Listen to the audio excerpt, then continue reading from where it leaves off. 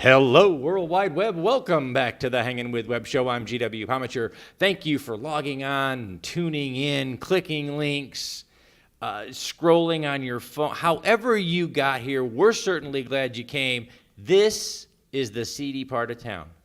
Actually, that's not true right now. We're hanging out right now at Authors for Authors, all of our fantastic creative authors that are here this weekend. And we're hanging out with our good friend Jill Clark, the author of Loose Balloons, and her latest title, which we're going to talk about during this interview. So thank you for being here with us, everybody. Thank you, Jill, for coming and hanging out with us again. Thank you so much. Let's catch up a little bit, okay? It's been a hot minute since we got to sit and talk. How are you? How you doing? Very good. Yeah? Still writing and marketing and having fun with my books. That's fantastic. You know what? If we're having fun, then the kids are going to have fun. That's right. That's how that works. So if we're not having any fun, then the kids are going, what happened here? So let's catch everybody up on Loose Balloons. Tell us about Loose Balloons, where the idea came from, and then we'll find out how it's doing. So okay. This is the first in the series, and this was when you interviewed me a year ago. This was the book we talked about. Yeah. And it's doing very great. Since then, I had to make the transition because of the pandemic, so I made it into schools since I was an educator for 30 years. And I do Zoom lesson plans in public and private and educational institutions for kids not unlike your age. And we have a lot of fun. So I've had a lot of fun doing that. I've done a couple of G-meets also in schools if they prefer that. That's good, yeah. And we take them on, your son might be interested in this, I take him up to this cool website, and this guy, Elliot, he goes out into nature and records sounds of reptiles of amphibians and things, and he's an expert in them. So the kids get to actually hear the different noises of these American, amphibians and things. Wow. And that's like that little frog I gave him last year. I forgot to tell you, if you fill it with water and you go like that, you'll hear it croak.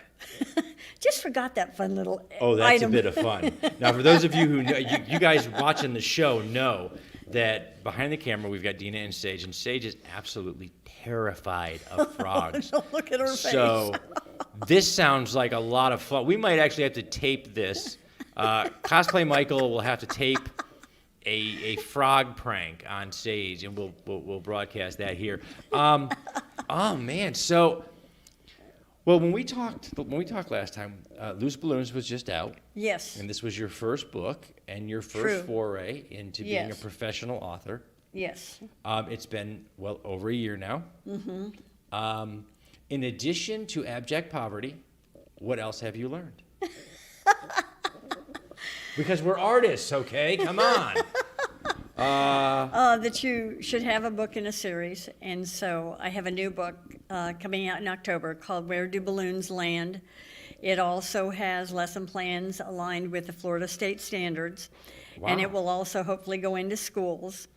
So I'm having fun with that. And then the third book that's going to come out, we're going to England for it, and it's called Loose Balloons Over the United Kingdom. Wow. And we're extremely excited about that. And my publisher is really happy, Taylor and Seale, about that already.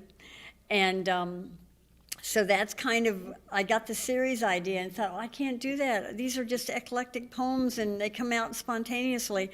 And then something just happened, and then they just keep coming out. That's fantastic. So, yeah, we're really happy about it. Wow. And, you know, when we first talked last year, and you were kind of wading into the waters of being a professional writer, and, you were learning. There was a learning curve to being, a creative artist. And, I mean, we wear many hats.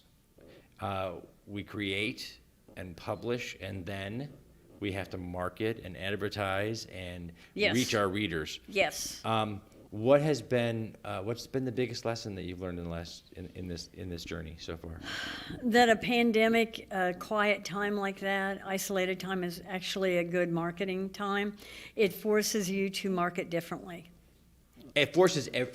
I think one of the things that a lot of people miss was it forces everyone to market differently. Yes. And it this last year, we were no different than one of the big 5 publishing companies. We were no different than a big film company, Yes. because everyone had to learn something new. Yes. And I tell you what, on the artist level, nobody learns faster than a creative artist.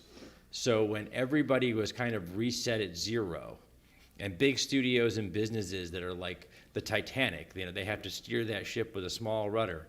When they were all struggling to catch up, the artists, we were like, hey, this is our time. And we were able to pivot a lot easier. And so you've been doing marketing though. You've been pushing the books a lot harder and a lot more. Yes. You've learned a lot this last year. I'm speaking today on marketing with or without a pandemic. And Outstanding. I've been really, my characters have been coming alive for me. And so I want to share that with the readers. And so do you want me to share? Yes, I do. Let you kind of know what she we're has doing? a great pile of goodies here. I'm loving this. So first of all, yeah, what do we got here? We got... Well, first of all, with Loose Balloons, I was just trying to get people to know who I was and who the book was, okay? So that's this book. You know what's great about this is Sorry. that you can not have read this yet. If you just now are hearing about Loose Balloons, you can grab this T-shirt because I love Loose Balloons. Everybody loves Loose Balloons. So nobody will know what you're talking about yet, but then you can tell them because everybody loves Loose Balloons, and they'll be like, "Hey, I love your shirt." And you'll be like, "Hey, yeah, it's a book." That's how you do that. That's good. And there is a conservation commentary, huge, pages long, of research of how damaging loose balloons are to the environment, just so you Yes. know. This is metaphorical. And but for the next book, Where Do Balloons Land? This is the next book that's coming up. Outstanding. Let's And go it's ahead and for put this. older kids. It's Awesome. for, We're going to put this up here so they can It's see. smaller, you can put it in your backpack. It has some really crazy characters in it. Awesome. There's kids that totally misbehave in class, and they're, okay. I don't know any of those. And it's because they're wonderful and creative, and don't keep them sitting down all the time, right? So you are going to love a couple of these characters. Oh, I think so. I think so. And so they're so crazy, I can't even tell you. And that's in the next book coming out. Fantastic. And then you saw the T-shirt that was talking about me and the name of the book, just for an association. But now we have a new T-shirt coming out, and we will send you one too, Stephen. And yes, that's awesome. this is Frog and Toad. Toad. These are the favorite characters in the book, and so what we've done with these is I kept the original from Loose Balloons. Here we go. Let's go ahead and put that Frog's up the here. name and Toad's retort. And then There the we two responses to that, Frog's still the name and Toad's re-retort, are also in the new book. That's cute. And it's an interesting way, the illustrator kind of came to some kind of a resolution in their repartee that they were having. And it brought tears to my eyes. So that Aw. is, I don't want to read that to you ahead of time. Okay. And then we've gone into greater depth with some of the poems from the first book. Oh, look at that. That's Loose fantastic. Balloons. Yeah. Now, So, who did this art, Joe? That's Brandy Winston. Oh, wow. It's and- great. This is Vivian Sayad. She is doing my second book. Oh, there she is, Vivian said. Yep. Yeah, but some of Brandy's poems and illustrations, to the poems, are in the new book. Oh, as wow. well. That is fantastic. And then, Wow, we got lots of goodies here, too. We do. Old Doll is a poem that is really dear to my heart. And it's dear to my heart, and I won't tell you why. It's a mystery. But I wanted to show you some things we've done with it. Do you want me to read it? Yeah. So let's they get do a sense of That would it. be awesome. Can we Thank do you. that, right? You have one. Oh, wait, good. We got a good shot on that. Okay, Old Doll. Mommy, please don't throw her out. They're just old clothes. Her leg's been off so long it hardly shows. I know the drain got clogged with all her hair, but I love the way her torn arm hugs my bear. Her leg's not lost. It's sleeping underneath my bed. Her hair, That's where Bowser always chews her head. Looky, Mom, I'm teaching her to walk, but she still falls. Please, Mom, she needs me more than all my other dolls. See, it was good. Caught his attention. It did. And so what we have here is I've been experimenting with, I like originality. That's why I love this. Real people showing and exhibiting their creativity. Mm-hmm. And so that's what we're all about. That's fantastic. That is awesome. And so that is a wall hanging. But so we've experimented with different dolls, okay?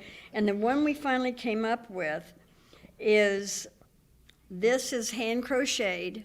A lady in Australia made it. It took almost 6 months to make these. I have several of them. Wow. And she was very upset by the idea that this little girl has a prosthetic leg and her doll has a prosthetic leg. I don't know if you noticed that in the picture. I didn't. I didn't, yeah. And so she said, I don't want to give dolls that have it. And I said, well, no, that's the idea, that we're all different. We all have our things. I have my things. And so what she did is, you see there is no, right here, I don't know if you can see it. Let me pull it apart a little bit there for you. Okay, so she has the difficulty with the one leg, but the artist, what she did, the one that made the doll, I mean, she made, I don't know if you, let me see if I can get this out, whoops. She made this. This is a leg and a foot, an ankle. Oh, wow, yeah. That you can put on the doll. You know how little kids like to play with parts of dolls and things? Oh, yeah. And so that's how she solved that problem, and I really like that. Oh, that's fantastic. Yeah. And so that's one thing that we've done, kind of interlinking and, going into depth in the first book, Loose Balloons. And then I'm trying to see if I brought this here today. I have another poem called Fairy Dust. Oh, and wow. It's in the new book. And so my sister, who has an art studio in Missouri, she made these, and I did not want to insult her, and I said, well, what is that? She would not answer me. She was truly insulted. She goes, you do not know what that is. And do you all know what it is? I don't. Thank you. I don't. Well, get behind me in my line. Wow. Okay. So I said, well, I don't mean to be rude, but what is it? And she goes, that is a fairy's wand. And so, now, how did we not know that? Would Stephen like a fairy's wand? Michael, come here. Guys, hold 1 second here. Michael, come on. Cosplay Michael is here with us. Okay. So because Jill and I had trouble figuring this out, I want to know if, Michael, when you see this, here, take that, put that in your hand. Now, turn around, face the camera, buddy. Michael, when you see this, do you know what it is right off the bat? It looks like, I don't even. No? Okay, if you don't, it's okay. Like a stick with a shell. That's what I see. We just found out this is a fairy's wand. You know how they... What do you think? What do you think of that? No. No, you don't think so? No. Okay. All right, my well, maybe it's sister a will girl. not see Yes. this interview. Yes. All right. Thank you, Cosplay Michael. He's You just great. got Jill in a lot of trouble at her next family reunion. That's so, right. Wow. Yes. Oh, wow. So this is just great. These are nice pieces that are they're homemade. These are things that kind of bring the characters and bring the stories and the poems and the books to life. These are fantastic. Wow. You've been busy. I have, and so what I wanted to show you this too. This is the little doll that the little girl that doesn't want her mother to throw the doll away. Uh-huh. This is the little doll that she's holding. Yes. In Okay. the poem. I love so that. they have a wall hanging. They have real dolls. I mean, I think they're practically real. And then they can have a lot of fun with the whole idea of it. That's fantastic. And so, and this I love that the dolls and everything that not just complement the poem, but also they complement the messaging. The idea that we are all different, we all have our unique Yes. qualities, regardless of what they are. Whether Yes. whether we viewed them as positive or negative in the past, they're part of us. There, I like that. That's a nice way to say that. And everything that is part of us, our advantages, our disadvantages, our loves, our talents, I hesitate to use the word disability because it's a different ability. That's right. It's a different way to do something. And every part of us makes us more of who we're going to be someday. Yes, that's right. And Jill, we're old enough so that maybe someday should have already happened, but it hasn't because we're creative. So it's part of who we're going to be someday is those things that come with us, and teaching our children to embrace those differences, not to hide them, not to shirk them, but to embrace them. That's right. Truly as part of who they are. That's an important piece of messaging to do, and that you've incorporated it not just into your work, but into your marketing and showing kids that, we're marketing this not to one group of kids or another group of kids, but to everyone. Everyone has experienced some form of being different. That's right. You have a different color hair than everybody else. You have a what could be perceived as a disability, or you have you're tall, you're short, you're thin, you're heavy. It's whatever about you is different. Embrace it, celebrate it. That's right. And make it a part of who you become. And I think that's amazing, and I think it's wonderful that you've been able to do that, not just in the stories, but with the marketing materials as well. I think that's fantastic. So I did want to mention, though, to kind of close that out, when my sister drew that or created that, I wrote a poem to go with it, and it's called The Fairy's Dust. And so this is how creativity works. Yes. She created the object before I'd written a poem. And once she created that, and she was experimenting, with dolls and things like that, I became inspired and wrote the poem to it, and now they go together. That's fantastic. So I just wanted to share that with you. No, Thank I you like for that. It's letting me wonderful. share No, that I think that also.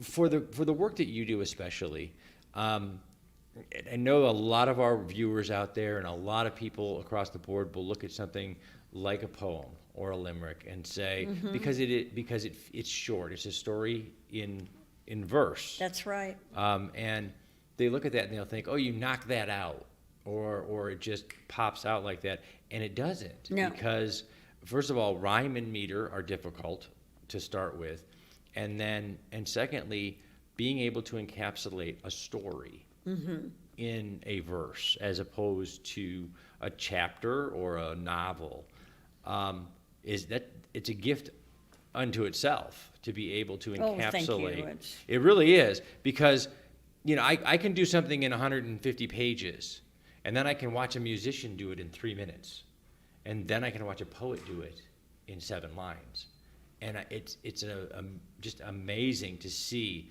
different artists at their craft, and to see an artisan take and create this wand. That's right. That we don't know what it is yet, Right. and then to inspire you to do a poem. And now we get to hear the poet tell us what it is, and inspire us. And now you'll write your own stories, and you'll go in the backyard with your wand and make your own YouTube videos or whatever you do creatively, Yes, right? and we all To be feed off inspired. of each other. Absolutely. Creative people, and then other people that are creative and have had that sprinkled over a little bit, they'll dust that off and they'll find their own creativity that was really always there. You know what? And you don't even know it, because it'd be like your dad or your grandpa. He'd be out in the garage one day, and all of a sudden you'll watch him stick one of those wands in the middle of a coffee table and turn it into something special. Yes. Because we all have that creative energy, and we find an outlet for it. Jill, thank you so much for Thank spending you. a little time with us again. Guys, you can check out Where the Balloons Land, the sequel to Loose Balloons. More poems, more stories, more for your kids. So check those out. Find the links in the description down below. In the meantime, guys, thank you so much, Jill, for hanging out you with us very once much. again. Stay tuned in, stay logged on, and see who we're hanging with next.